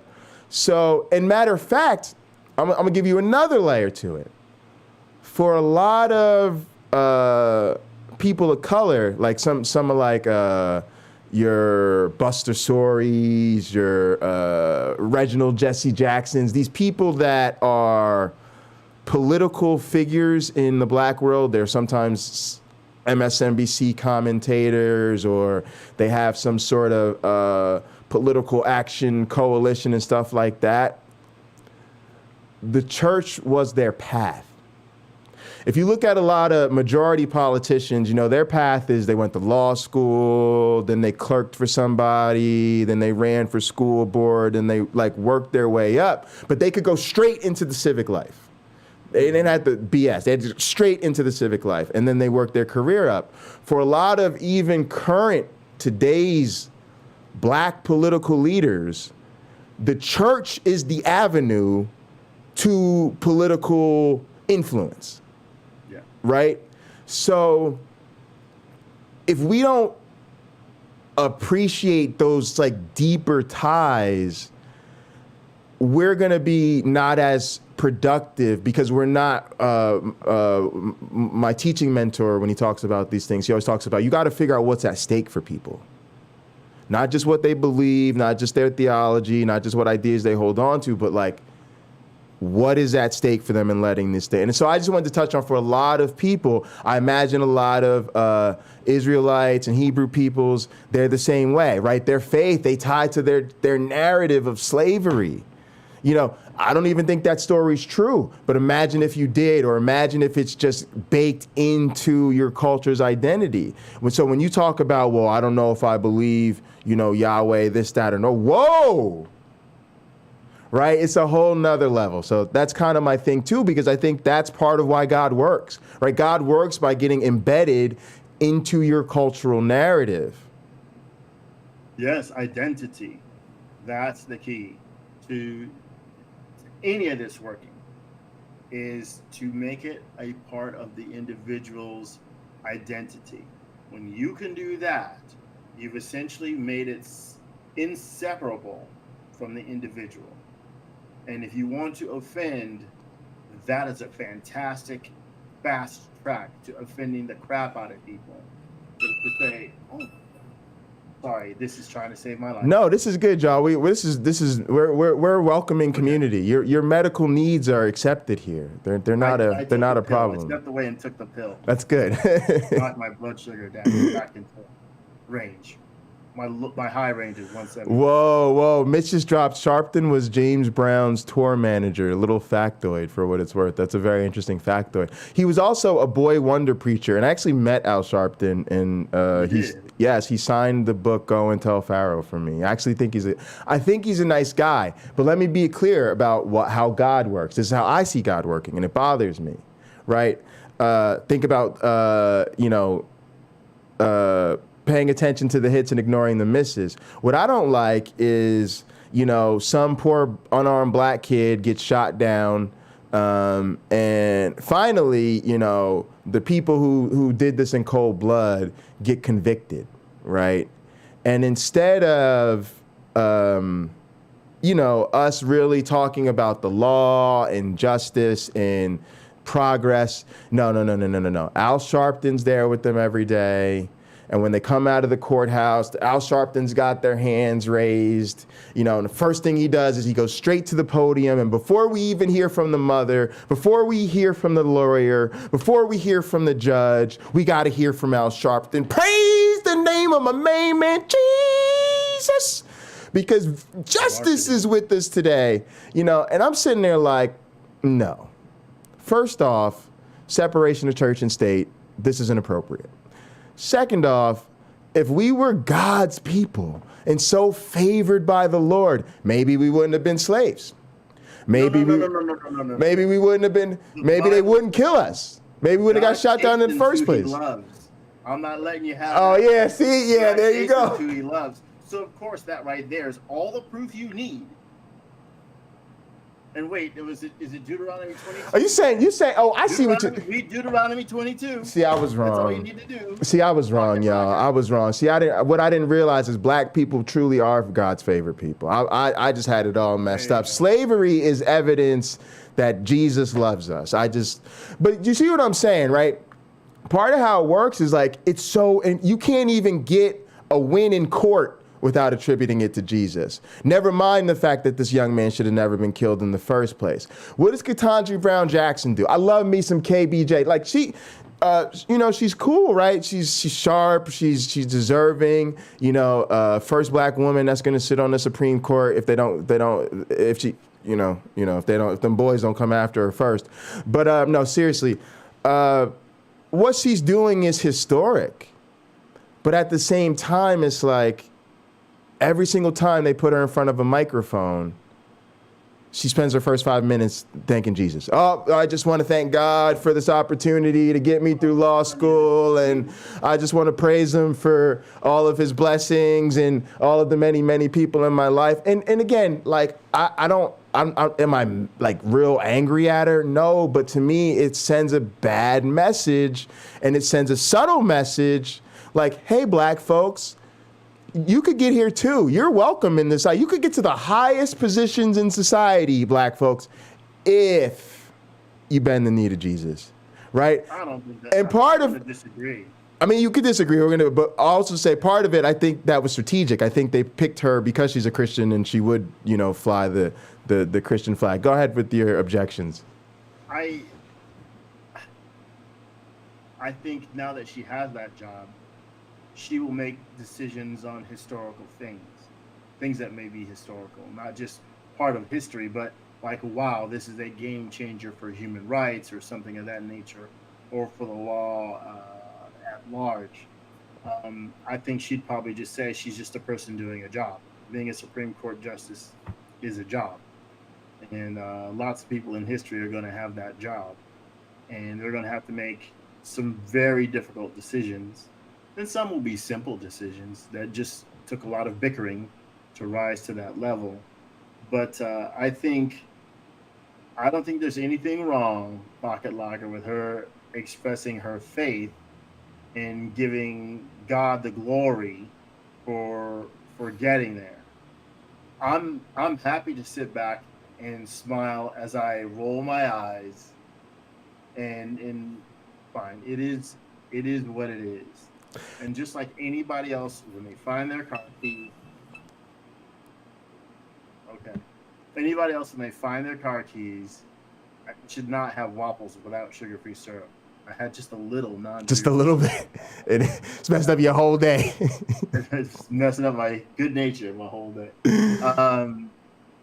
But whatever. I do a lap around the building and then it's back down again.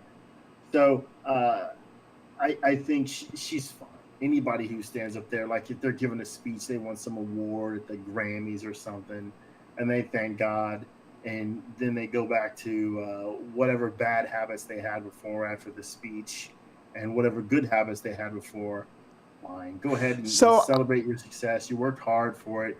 You can't go to the grocery store anymore without people walking up to you wanting your autograph. You lost that. There's all these things you've given up. If you feel like thanking God is going to allow some 14-year-old kid to have his mom finally buy one of your albums for the kid as opposed to forbidding it, okay, that's fine. I think all that's fine. But Mitch said how hard they worked. Mitch said he thinks that's an essential SC Supreme Court nomination. Theater KBJ had to jump that hurdle, as do all the nominees for that post. Yeah, and to be honest, I think it also was strategic in the sense of the conservative Republican Party is so deeply Christianized that don't say that. Don't say that.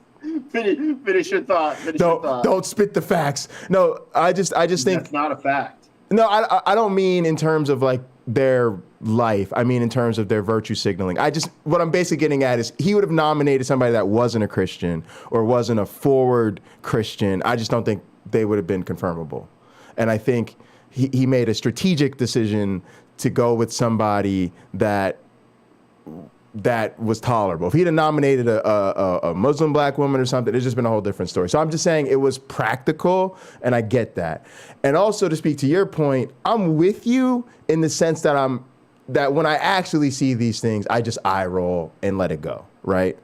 But I'm a thinker, and as a thinker, it bothers me. And here's the thing, it bothers me when people do it other times, like when you receive an award or when you receive like some promotion or something like that. Especially like I see athletes doing this. I remember when Tyson Fury knocked out what's his name, Deontay Wilder. Like he was, his crew, they all got together, they put their Jesus hats on, they're praying and they're celebrating and they're worshiping God and they're praising. And I'm like, Deontay Wilder's a Christian too. Like, you think he prayed? He didn't pray to the same God. Like, it's so weird to me when you're like, oh, thank God I knocked that guy's head off his shoulders. And it's like, don't you think the other dude prayed to the same God? But so stuff like that just gets, to me, it's like weird. The KBJ thing's a little bit different because to me, and I had this conversation with somebody, I forget who it was, but it was like, you just achieved the highest level of one of our branches of government. And we have this notion of a separation of church and state. So to me, that just wasn't, I just wish she skipped that part. And if for no other reason than because I don't believe we should do God first when we're doing civics, when we're supposed to do separation of church and state. I just thought that was like, please not now. And the other thing is, one more thing. The other thing is, I do think it sends a bad message. I think you should be sensitive to the fact that not all your people, you now serve all Americans. And all of us are not Christians. Some of us are atheists. And I think it's discouraging if I'm a young atheist black girl. I just think it is. And I don't know that, and I don't have data on that, but I just think this sort of dominion, it just says subtly, this is a Christian nation. This is a Christian nation. And that's what bothered me about that instance. But to your point, it's an eye roll, kind of. I eye rolled and listened to the rest of the speech. I don't take anything away from her. I don't think she's going to be a bad thing. She's going to be great. I think she's phenomenal. I really do. I really am a fan. It just kind of bothered me at that level. Well, the Bible is not part of the Constitution. It's not. And her job is to uphold the laws of the land and the Constitution, not to uphold what's in the Bible for work. Her job is to uphold the laws. So not. Satan's little helper came through. Noticed that Mitch noticed that it was definitely a calculation made in advance. Satan's little helper said he almost threw up in his mouth, and that Satan's little helper said that Biden did the same thing during his inauguration, and it's effing irritating. Yeah, he did the same thing during Biden does the same thing. Here's another point. Here's another point in this that bothers me. What did Biden do when he wanted to reach out to the black community? Hey, dog, I was right here in East Lansing at Michigan State's campus. He could have come and talked to a whole group of black scientists. He could have went to Harvard or Yale, talked to a whole bunch of black lawyers. What do they do when they want the black vote? They go to the black church. Do they not? I'm only repeating what others have said before me. Religion is useful. It's useful. If your goal...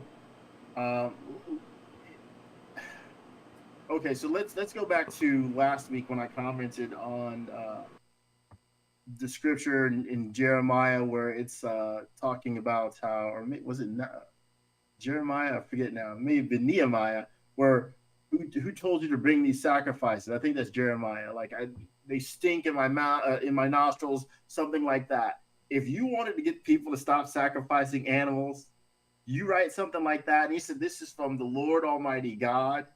Well, now people have their directive through the human on earth that speaks for God, and they have been told to stop sacrificing animals, saving countless animal lives. Fantastic. It works. It works. If you show, I would say a commonality, right? Look, I'm a kindred spirit under the Holy Ghost, from the Holy Lord Ghostbusters. That's what we should be. Yeah, we're the Holy Ghostbusters. I love it. Didn't wear it last week. That was great. But if you can communicate them, look, I'm like you. We share the same values under the banner of Christ, and we're serious about this. And I want you to know that I'm sticking to Biden's a Catholic. I'm sticking to my faith in God. He doesn't have the Catholic faith. It's the same God. Right, it's the same Jesus. Right. There's some details that one group may adhere to that another doesn't, but it's the same God. And hey, I'm trying to push this forward. I'm trying to advance this and this and this and see equality. Why? Because they can show you in the Bible where it says to do the very things he's asking help with. He's trying to unify people. It's absolutely effective. And that's kind of what I wanted to get at, because we've been talking about this culture, identity, the things that really matter to how God works in people's lives.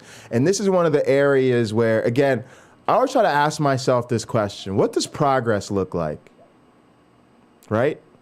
And so to me, I don't hold this fantasy that like we're going to do away with religion tomorrow. So what would progress on this look like to me? Well, one of the areas that might look like progress is a sort of subtle discouragement of mixing church and state where they're not appropriate.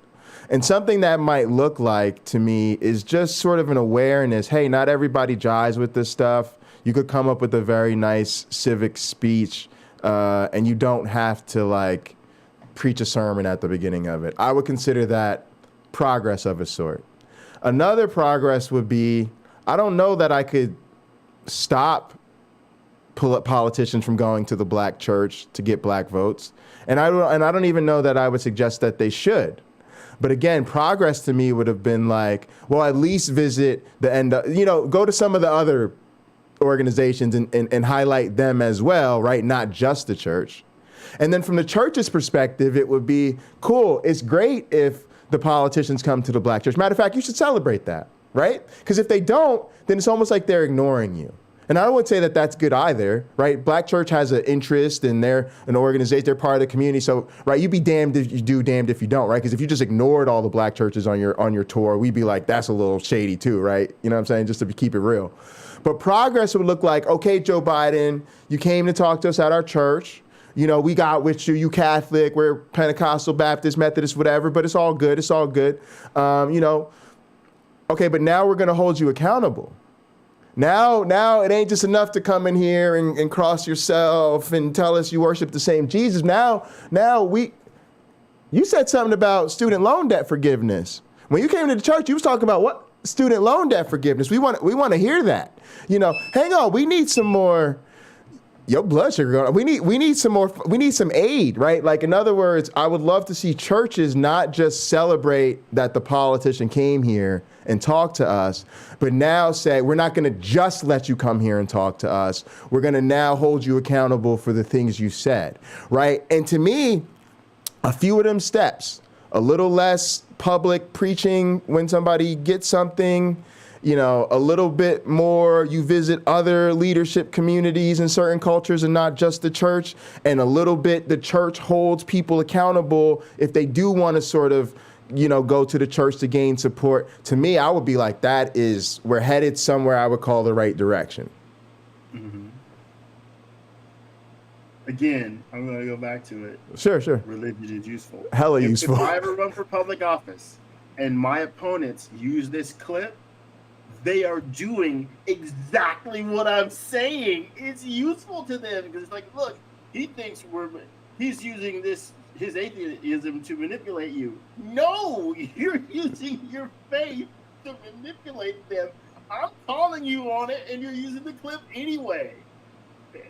Fantastic. Yeah, you should. And to be totally transparent, I've worked in politics. I've worked at a church while working on campaigns, and I made sure everything came through our church. I made sure the politicians came to our church. I made sure we had the community meetings in our churches, no matter what they were about, because it was in our best interest to make our church the hub of all this community activities and draw the politicians and the community there. And it did work for both sides, so it is super effective. I know I can't keep you forever, and I got stuff to do. Yeah. So let's. I gotta walk around the building. I want to go through some of the chats, but also I want to give us some of your closing thoughts about how God works. Unless you want me to go first. Ultimately, why God works as a belief in the life of most believers is the challenges that they present to God are really low. When a person says to me, well, how can I prove to you that God exists? I actually have been asked that by believers. I make it very simple and very plain.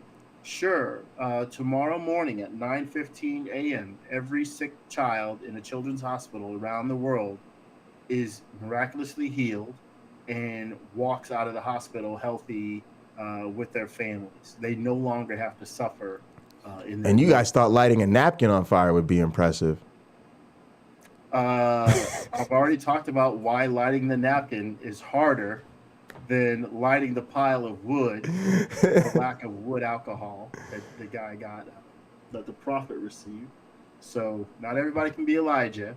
But yeah, heal those sick kids. Because what is in your mind, in that believer's mind, there's nothing selfish in what I ask. And for a God that created the universe, except for the planet Earth, in a day, when you reread the story, it's only a day to create the rest of the stars. Yeah, right. Getting rid of a little... Is it really too much to ask? And by denying that, what is that God saying? Well, the suffering's okay with him. Well, if you read that Bible, you'll realize the suffering is completely okay with him. Why? Because he's glorified in it. If a suffering person gets anything good, it's for the glory of God. It's not even for that person to have some relief from suffering. Nope, it's to glorify God. Well, if he wanted to convince me how great he was, that's one path. Heal those people. Get them healed. I have a list. I can make a list of things for that God to do, if they're really interested. And that person is going to come back to me as they offer to, well, why should God do that? J. Robin, I heard J. Robin quoted as some argument that he has, and God doesn't exist. Why? I think this is fantastic. And when people say, yeah, you shouldn't put God to the test, I can show you in another scripture where he's like, bring that whole tithe in the storehouse. Test me now in this, and I will pour out an abundance upon you that you can't even receive it all. Just bring me the money. Show me the money. If that's not worthy of a Nobel Priest Prize, nothing is.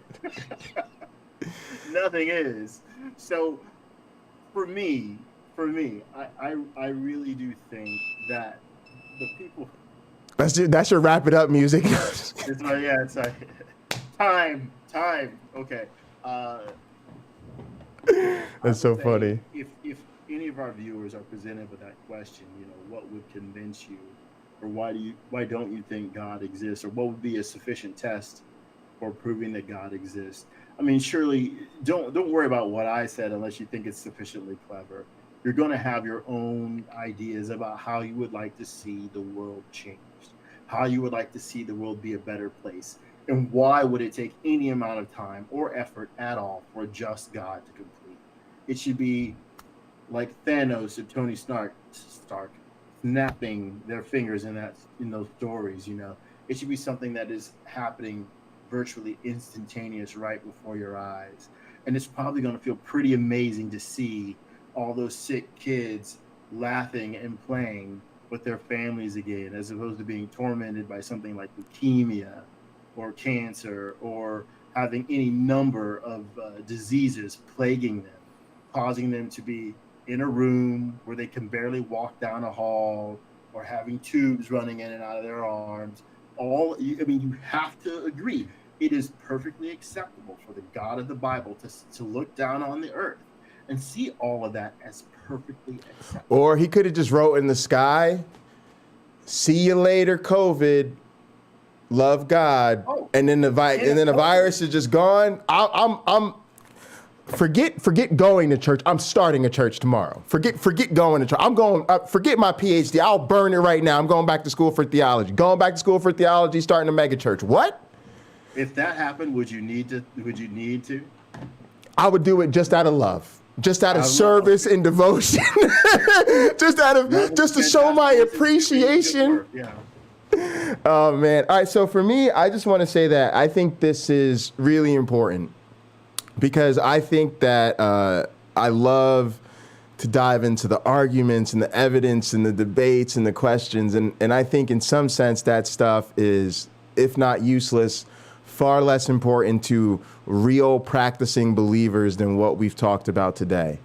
And I think if you really want to, it depends on what you're trying to do. If you're trying to be entertained, you're trying to get educated, you're trying to just participate in this community, that's fine. But I think if you're really trying to have an influence and relationship with the practicing believers in your life, this is what matters to them. Their relationship, their community, their answered prayers, the promises of God, and you have to take it seriously. Like yes. we touched on it a bit earlier. You may not believe it, but when they tell you, I had to overcome all these things before God gave me my blessing, and you tell them, oh, you're just paying attention to the hits and ignoring the misses. Wrong, that conversation's over, right? Because they rightfully are going to say, you don't understand my faith.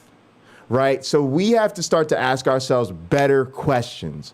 What is at stake for a person? What do they feel would happen if they really didn't believe this? And then really get into their experiences. One of the things I hope we get to do more on this channel is actually interview theists.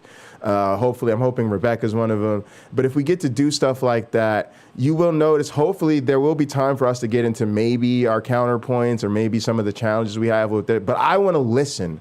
I want to understand for that one person, what does the gospel mean? What does it mean for their life? What do they know? What are they experiencing? Who are they in relationship with? Because I think that's how we understand. And sometimes we have to let go of even our goals of challenging or converting and let the nature of the conversation just be to understand. Rebecca had a great a conversation with Nathan. It was supposed to be until one of them changes their minds or dies, right? But what I really found out in that conversation was they talked and listened to each other, and they were able to put each other's points and positions in their own words without twisting it, contorting it, straw manning it, any of that. It was like, what I hear you saying is this. Am I understanding you correctly? This makes a lot of sense to me. Okay. I'd have this kind of issue with that, but I understand that you would have this type of counter. And it was like, okay, we need more of that. So is there anything else you want to plug or let the people know about or any of that stuff? Dexcom G6. I was gonna say advertise for your meter. They trying to get some product placement. That's it. Yeah, there's somebody. Yeah, send them a letter. Tell them we looking for sponsors. Yeah, exactly. I want to quickly plug. Check out my Twitch. Join the Discord. I do Late-Night Counter-Apologetics, like 1 o'clock, 1:30 in the morning before we do this. So let's say like 1 a.m. ish on Sunday morning, or if you're gonna stay up late with me on Saturday night. Otherwise, I think that's mostly it. I got a website, go to jbundy.com. Appreciate all the love and support. Especially want to thank the fact that we have people in the community that have seen us on other channels and followed us here, and I hope they continue to do so. I want to quickly go through some of the comments we've got. Mitch said, religion is commonly co-opted. Oh, wait, hang on a second. Satan's little helper was talking about preachers and pimps. That's really funny. Mitch said, sadly, the quote reminds me of common Russian intelligence service designation of useful idiots, but that might be a bit harsh. It does definitely. Yeah, I wouldn't say idiots. He said it reminds him of. He said it might be harsh. Yeah.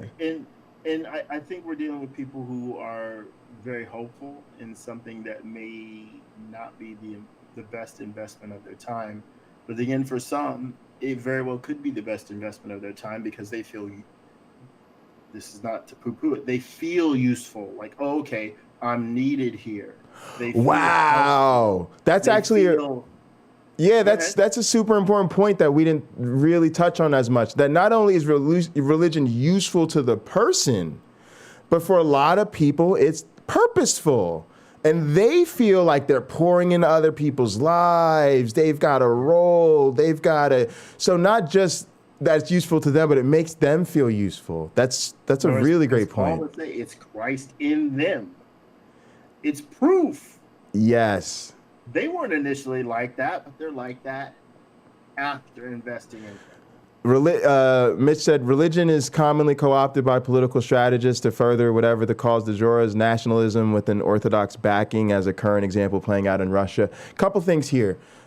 Totally agree. That's just a comment on agreeing with what we were saying. But also, like, this is a great point to touch on how important it is to listen charitably to the person you're in relationship or conversation with. Because, for instance, I know as an American, a lot of times we push back on nationalism because it's a bad word, right? But if you go to places in Europe, nationalism is considered just part of the culture because all the countries are so close together, right? And their borders, they all border each other. And so part of I understand you have to have sort of strong nationalist policies. That way, you know, France is taking care of French people first and vice versa. So if you're having this conversation with somebody, you know, don't jump down their throat if they have sort of nationalist rhetoric. You may get somewhere by understanding how that ties to their faith and how they see things, right? So it's really important to try to like not let our ears burn. But that's a great comment, Mitch. Mitch also said, I think it's just too useful to abandon. That's my cynical take on it. Mitch, I'm kind of with you. I've been finding myself a bit frustrated lately in conversations. Like, I want to keep having them because I know if I don't keep having them, then there's definitely no chance of a person having a breakthrough. But sometimes when people start to say certain things, like there's nothing you could say that could make me change my mind, or there is no, I start to go, man, am I really making a productive use of our time? Though I'm sure we could do a whole podcast on that. Mitch also said, my one black friend, great test for God. I'm setting my alarm for 9:14 a.m. And he also said that was a great stream. Thank you guys so much. We really appreciate it. We'll be back next week. As always, be good to yourselves. And each other. Poof. In the high rent district, here he goes, crossing himself. Oh! He's done.